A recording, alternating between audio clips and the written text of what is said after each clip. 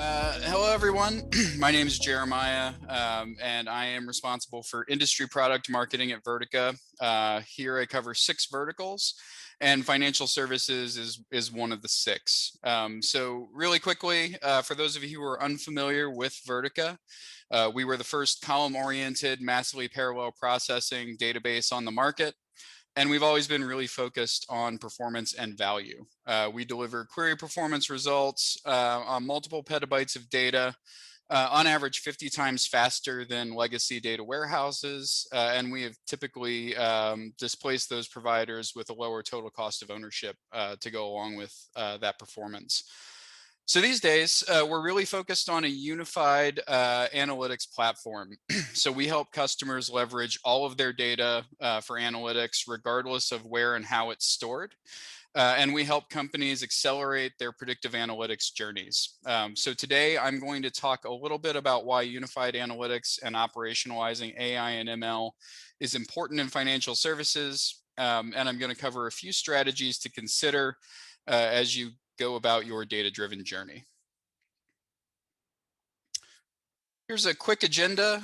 This will be about 30 minutes and then plenty of time for Q&A. So first, I just want to quickly level set with the state of digital transformation in financial services and the need to become data-driven, which really go hand in hand.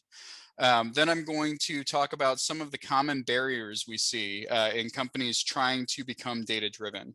Then I'll share our approach to unified analytics, as well as ways in which our customers can overcome the most common barriers to operationalizing AI and ML.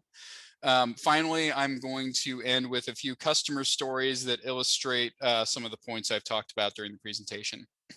I'll close out with 3 big things that I'd love you all to remember, and then I will be happy to answer any questions. So first, I want to do a quick level set on the state of digital transformation in the financial services industry. These data points are from a FICO and Arizant survey published in October 2020, a few months before the COVID pandemic. They found that only 3% of bank executives were confident that their institution had taken the necessary measures to protect their business against digital disruption. Only 5% of financial services firms reported that they were successfully using all of their data across the organization to make customer-centric decisions. And 62% of firms struggle to deliver consistent service across all channels.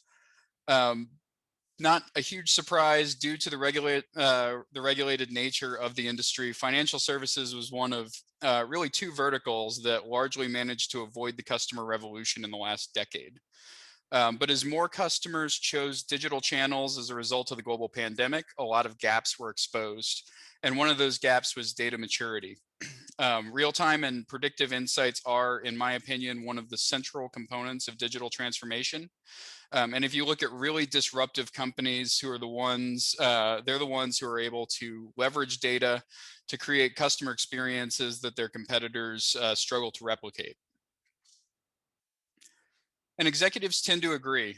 So this is an all-industry survey from IDC about data culture. It found that 83% of CEOs want their organizations to be data-driven, and 87% of CXOs said being an intelligent organization is a top priority.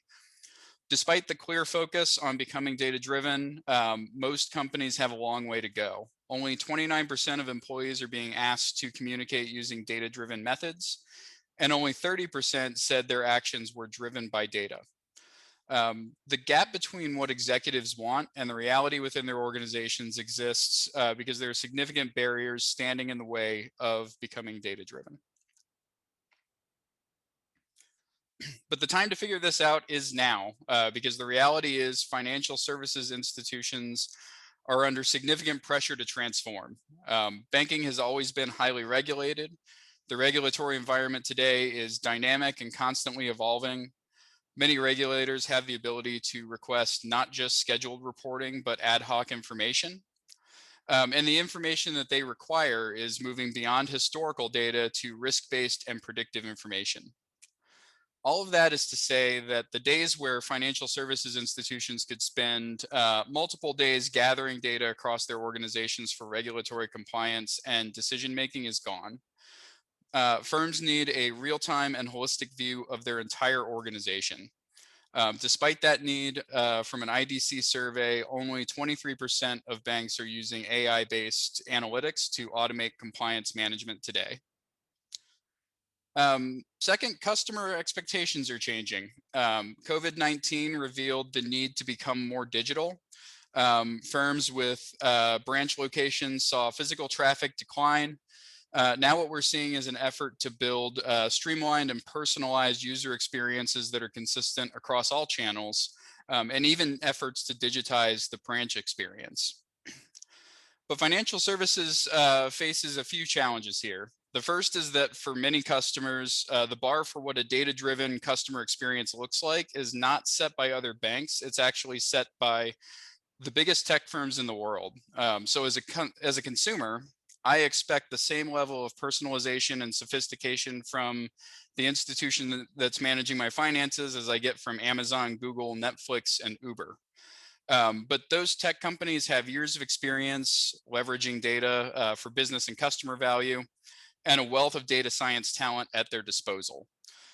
So financial services institutions need to quickly figure out how to create a personalized service that is consistent across all channels by leveraging consumer data across their organization. Finally, financial crimes are on the rise. So if you're a financial services firm, you are 300 times more likely to face a cyber attack than other companies, and it's going to cost on average about 40% more than in other industries. Fraud in particular is becoming a greater challenge as digital channels grow. Fraud tactics are getting more sophisticated, they're rapidly evolving, and traditional methods of identity verification are becoming much less reliable. Despite the risks, digital isn't going anywhere. So banks need to balance the security of their and their customers' assets with potential friction in the customer experience. So fraud detection and prevention in cybersecurity is absolutely a big data challenge. So let's talk about why this is challenging for a lot of companies. And we're going to start with the silo problem. Data is siloed across our organizations, and it can be siloed in a couple of different ways. A lot of our historical data is structured data, and it's stored in one or many data warehouses. Other data, including the fastest growing sources of customer data, is semi-structured and unstructured, and it's stored in HDFS and object storage data lakes. Data can also be siloed by environment in multiple clouds, public and private, and on premises. And then it's siloed by line of business. Many parts of our business have adopted their own platforms over the years, and those platforms have their own data stores that aren't easily integrated with others across the business. So bringing all of this data together and breaking down those silos is a critical component of becoming data-driven. But one silo stands head and shoulders above the rest, and that's the question of cloud. Financial services firms were slower than other industries to move to the cloud for a variety of reasons.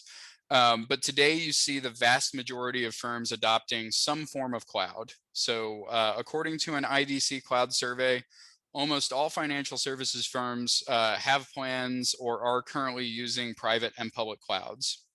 And they're usually using multiple environments. You have 35% of financial institutions reporting that they operate in hybrid environments. An additional 41% are expected to do so over the next 12 months. And I certainly am a believer in cloud. I think it's really important for data operations. The separation of compute and storage, which was a huge cloud innovation for analytics, is an AI and ML enabler.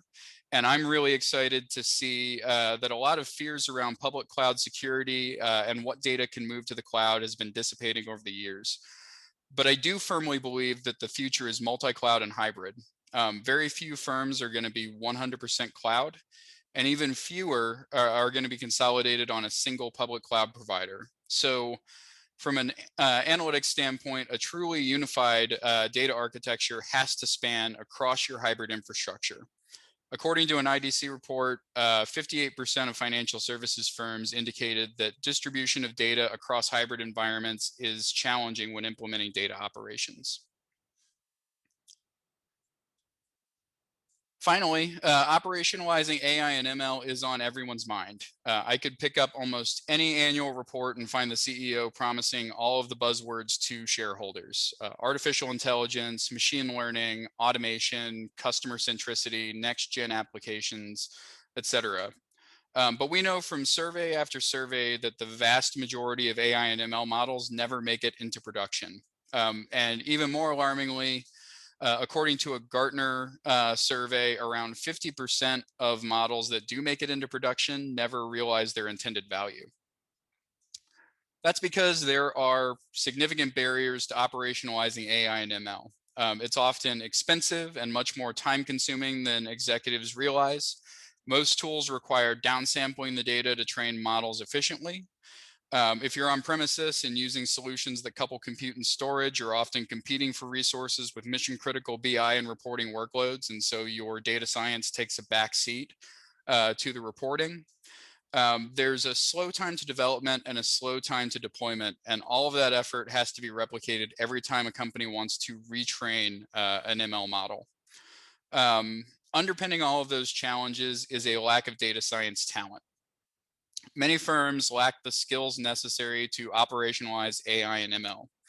And with all of these roadblocks, retention is arguably a bigger challenge than hiring. Data scientists report that they spend a vast majority of their time integrating data sources, which is a relatively low value activity for a highly trained and highly skilled employee. I've done a lot of data science roundtables with data scientists who say if they're hired by a firm, even if their model that they're working on makes it to production, they can be relatively certain they're not going to be there when it does. So to recap, data transformation needs to happen right now. And in order to successfully address the most pressing analytics use cases, financial services firms need to break down data silos and give their data teams access to all of their data for BI and reporting and for data science. So now let's talk about a practical approach to solving the problem of unified analytics and operationalizing AI and ML. And I think from a unified analytics standpoint, it makes sense to talk about how we got here in the first place with a couple of high-level architectures.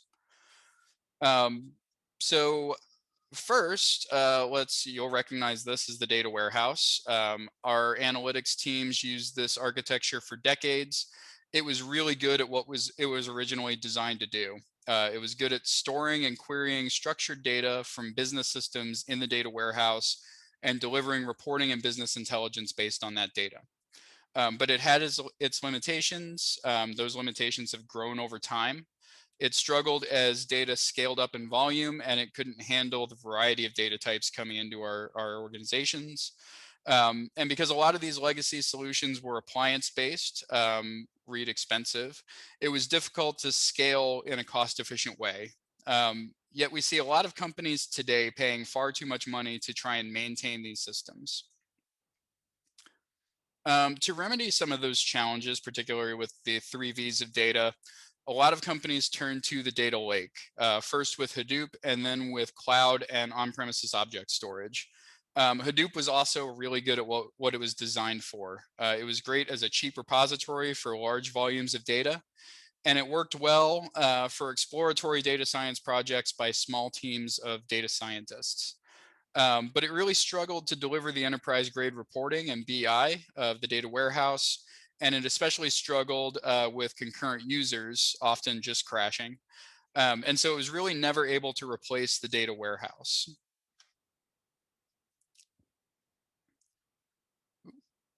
And so this is what we see in a lot of companies today. This is a cooperative architecture.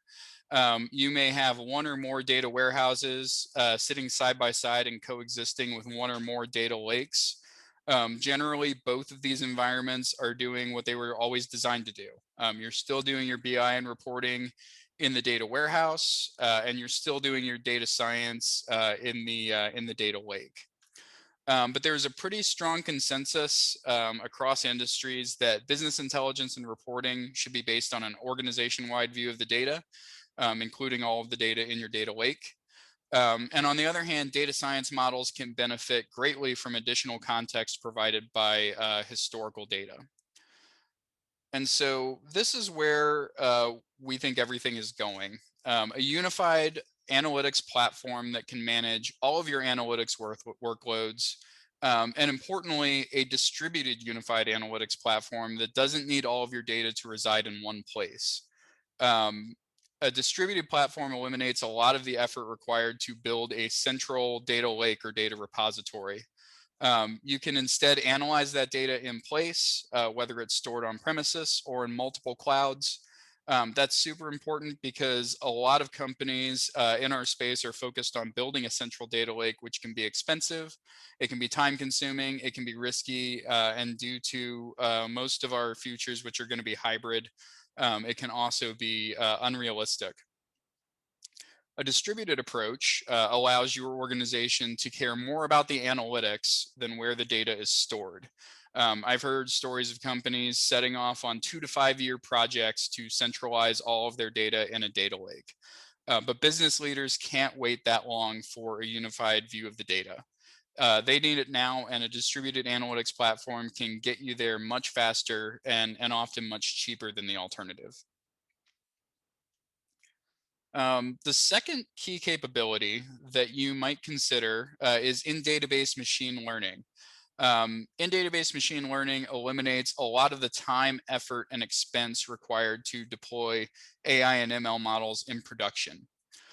With in-database ML, the entire life cycle can be completed in the database and based on all of the data using massively parallel processing to maintain performance. Our version of in-database machine learning uses SQL-based ML functions like linear regression, random forest, logistic regression, et cetera, et cetera. So the companies that don't necessarily have data science talent can upskill their SQL analysts to train and deploy ML models. And in fact, many of our customers have been able to be very successful deploying predictive analytics without data scientists on staff. That said, we do have extensibility for R and Python, including an extensive Python library and integration with a lot of different data science tools so that data scientists can use what they know and love.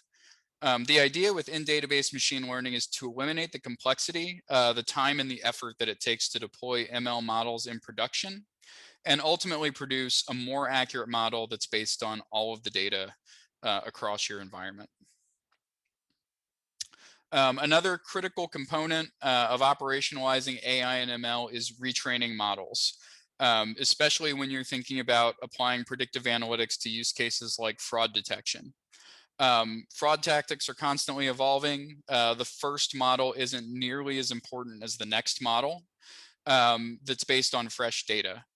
In-database machine learning makes training and deploying models repeatable so that your algorithms are evolving with the tactics and with the data. And ultimately, the accuracy of training models based on all of your data reduces customer friction by reducing the likelihood of false positives. So these are a couple of different reasons we see a lot of companies starting with Vertica for fraud detection, not just in financial services, but actually in another number of industries as well. So to recap, financial services firms can greatly benefit from a truly unified view of their data, but with a distributed unified analytics platform that reduces the effort and complexities associated with migrating all of that data to one place. It also provides a consistent platform for analytics across your multi-cloud and hybrid infrastructure. And in-database machine learning can simplify the ML lifecycle and reduce the cost and effort required to train models and retrain them and deploy them in production. Now I want to share a couple of customer stories that incorporate the unified analytics and in-database machine learning concepts that I've shared today. And I'll start with Finans Bank. So Finans Bank is a Turkish bank. They came to us through our parent company, Micro Focus. They were a Micro Focus customer using ArcSight as their security information and event management solution for detecting and responding to potential security threats. They wanted to derive more value from that data. They were collecting a ton of data from their SIEM system, from customers who were interacting with their banking software. And like many of our customers, they collected that data in Hadoop. They needed a way to derive more value from the data. And specifically, they wanted to be able to quickly identify what customer behaviors were benign and which ones were potentially anomalous. Previously, generating reports from that data in Hadoop would last a really long time. Sometimes it would crash completely. So they used Vertica as a query engine on top of their Hadoop data store, and they were able to generate those same reports in minutes and virtually have no errors. Their security team was able to quickly detect and respond to anomalies, and ultimately Finance Bank and their customers were better protected against potential threats, including hackers, malware, and fraud.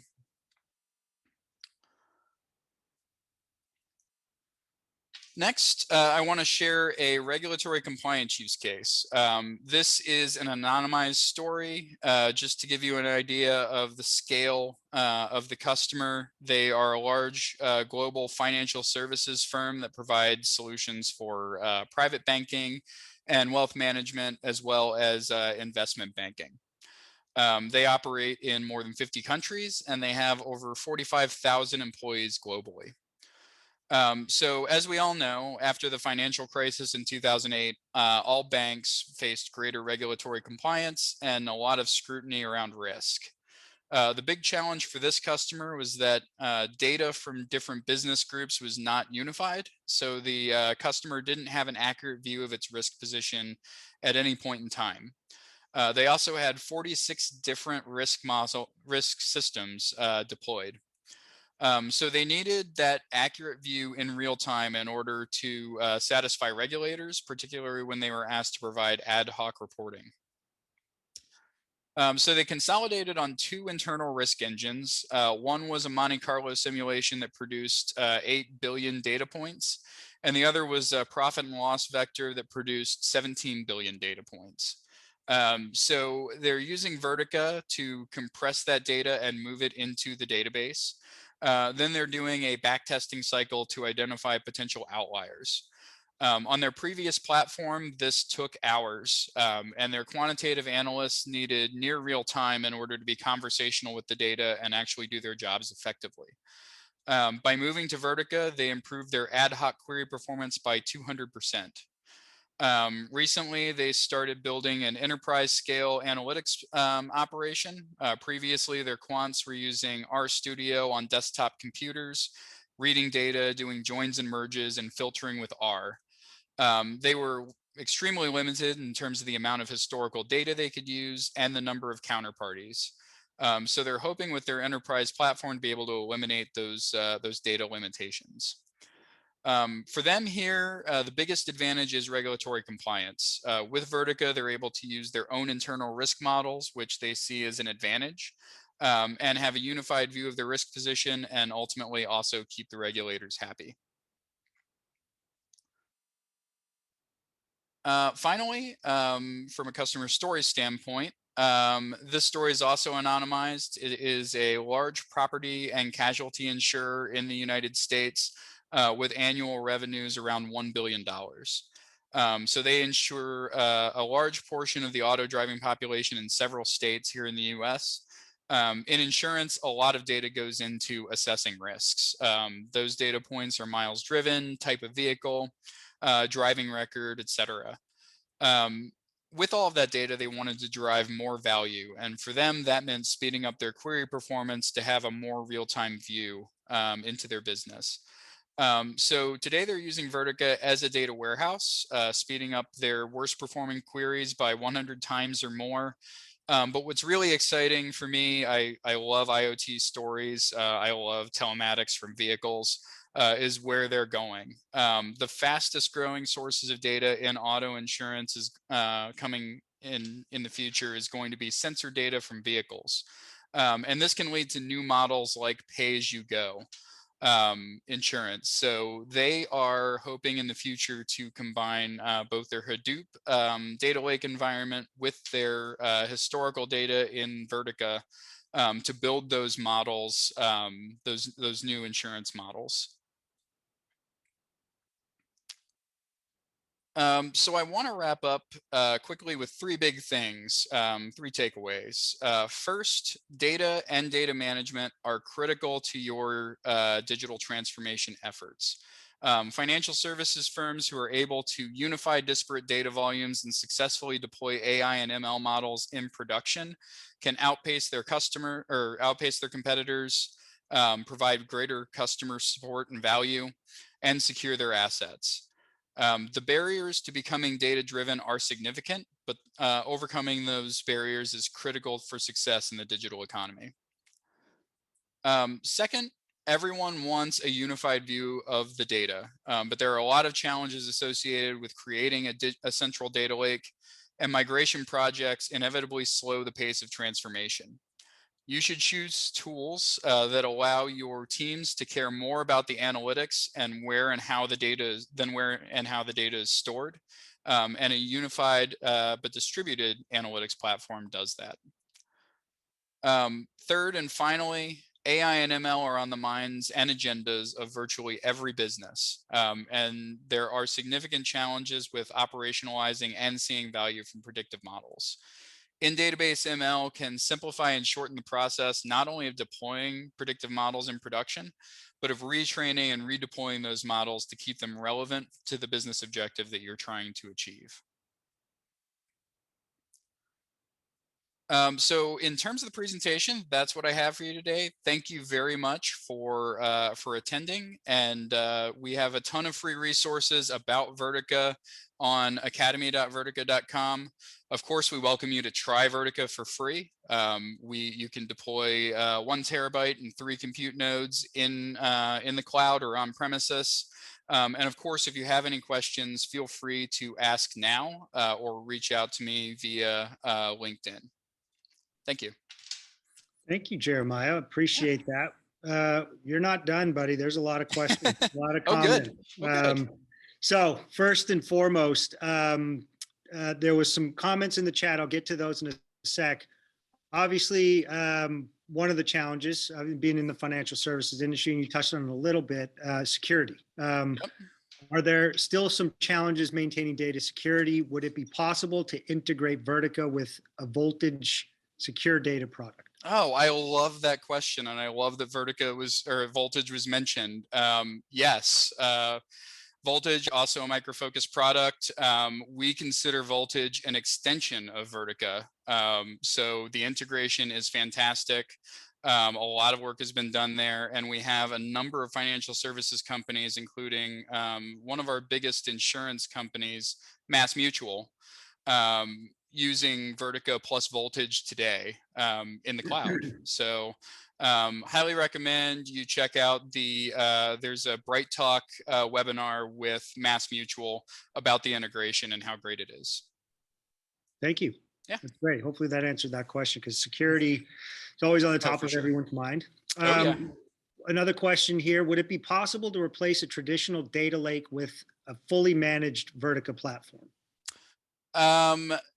I believe so. We just launched a couple months ago. We launched Vertica Accelerator, which is our managed service in the cloud on AWS. And so, yes, we've had really good adoption so far of that platform. And so right now it's on AWS. We will be rolling it out to Google Cloud Platform and Azure in the coming, hopefully soon. I don't want to put a time on it, but yeah, check it out. And by the way, that vertica.com/try, you can spin it up in minutes and try it out yourself on AWS. That's fantastic. Yeah. You had the distributed unified analytics concept that you showed. It looked a little like a data lakehouse. Is there a difference, if any? There is. There is and there isn't. From a conceptual standpoint, I would say there are some differences in how the companies who are talking about the data lakehouse are going about it today. And one of the big ones that I mentioned a couple times is that concept of a central repository. In a siloed environment where you have data across your business, where you have data across a hybrid infrastructure. The idea of creating one central repository for a lot of companies, especially a lot of large enterprise companies, is very challenging. So we're saying, you don't have to go through that effort if you don't want to. If you need insights today, you can use it in a distributed manner. And the other one that I would say is that data lakehouse is being pushed by a lot of the vendors on the Hadoop side of the equation. And so consider always in the solutions that you're doing concurrency, and how many users are going to hit your database, and are you using a platform that can support you from a concurrency standpoint. Got you. That actually, it may tie into a comment in the chat. He said he liked a particular vendor for the quick win, meaning the next 1 to 3 years. Yep. But liked another vendor for the long-term vision and where they were going. And they felt like they were just going to go, there's enough change in the space that they would go with the short-term benefit and then just adjust. What do you think of that idea? Yeah, I mean, are you going to replatform in 3 years, or does that? I mean, it feels a little bit like kicking the can down the road. You know, I think one of the advantages that Vertica provides, being sort of free from underlying infrastructure, being able to be deployed on premises or in the cloud, is future proofing your analytics decisions. So if you need to make a change, especially from an infrastructure standpoint, you still have that consistent platform, and it's the same whether you're in the cloud or on premises. Okay. Are there drawbacks to a centralized data lake? I would say the biggest drawbacks to the centralized data lake is the time and expense that it takes to get to that point.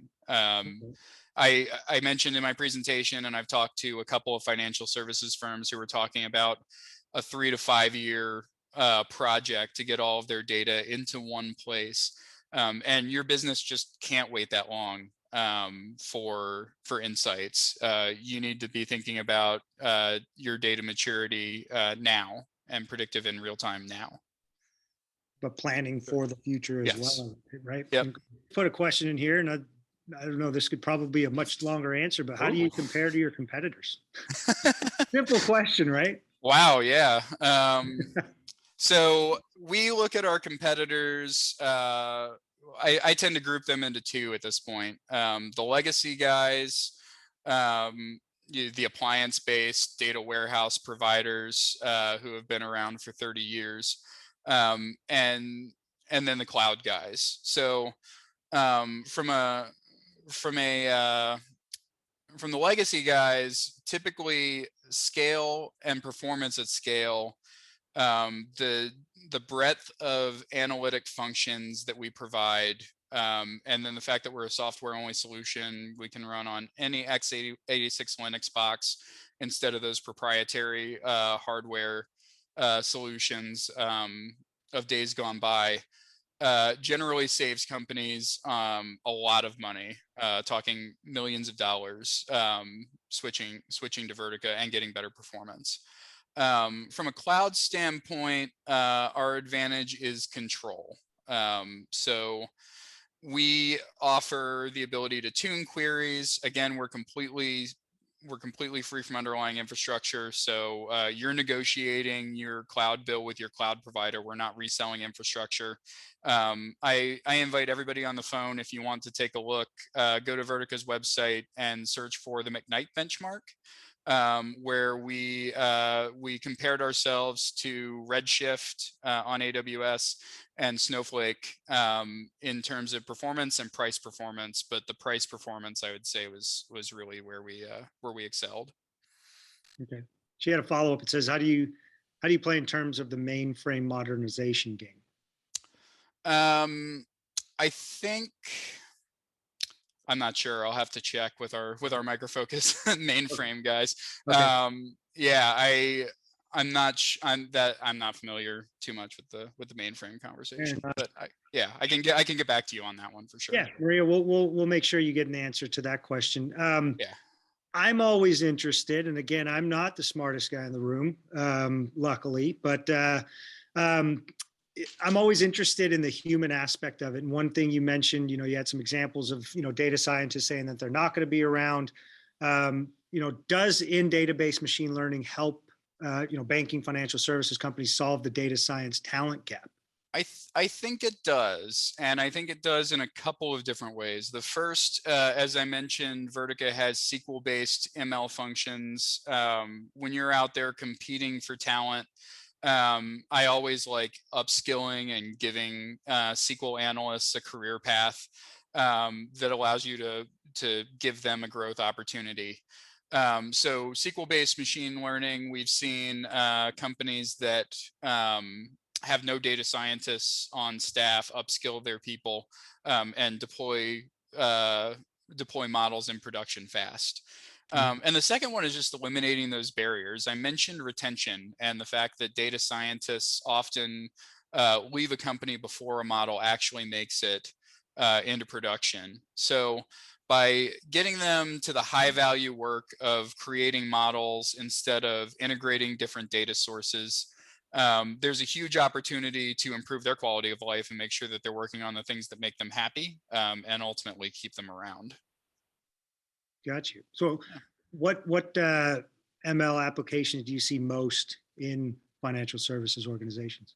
I see a lot of companies start with us with fraud detection. I think the advantages of in-database machine learning play very well there. The fact that it's based on all of your data, so the models are very accurate. The fact that models can quickly be retrained and based on fresh data. Fraud detection is probably our top use case, not just in financial services, but in telco, in healthcare. Certainly we see it in insurance as well as a sub-industry of financial services. It's a really good place to start, and often we see data teams starting with fraud detection. A large bank in France recently did this, started with fraud detection, and now Vertica is sort of the standard across their organization and in multiple different business units. But it's got a clear goal. There's clear value in eliminating fraud. You can show measurable impact. It's a really good one. Interesting. Do you see financial services firms going all in on the cloud? What are your thoughts there? I don't. I don't think so. I think it's going to be really rare. I remember years ago when I was working for a large cloud services provider that was not one of the big three, watching Capital One say we're all in on the cloud. And that migration journey, I believe, is still going for Capital One. It's a long project. There are so many risk and regulation related questions. I think to the extent that you can take advantage of moving data and data operations to the cloud, it's important, but always architect as though you're going to be multi-cloud and hybrid cloud, because that's probably your future. And I promised I would never make this a sales pitch about Vertica, but if you want cloud, if you want cloud optimized separation from compute and storage, which enables a lot of really cool stuff, including machine learning and AI, Vertica does deploy on on-premises object storage with Pure Storage, Dell ECS, MinIO, and a number of other object storage partners. So truly hybrid. Yeah. Yeah. I mean, we've talked, and this was some previous sessions from today, yesterday. Again, every company that is here, their ultimate end game is servicing a customer. How does unified analytics improve the customer experience? How does it affect it? How do you make it work for a customer experience? Yeah. So we have traditionally, I think, not just in financial services, but in a lot of businesses, we've been really focused on the customer data. We've always been focused on account data, demographic data, geolocation in some respects, data that's been stored in a traditional data warehouse, structured data. The fastest growing sources of data going forward are going to be semi-structured and unstructured data that's going to be stored in a data lake. And so in order to have a true it's a bit of an outdated phrase, customer 360, a true view of a customer, and a holistic view of that customer and their account and their financial position, and what should be the next best action. We need to be able to combine all of those different sources of data for both BI and reporting, and also for predictive analytics. And that's what unified analytics is trying to accomplish. Thank you so much for joining. This has been another fantastic day. Great content. Jeremiah, as always, delivering like the pro that you are.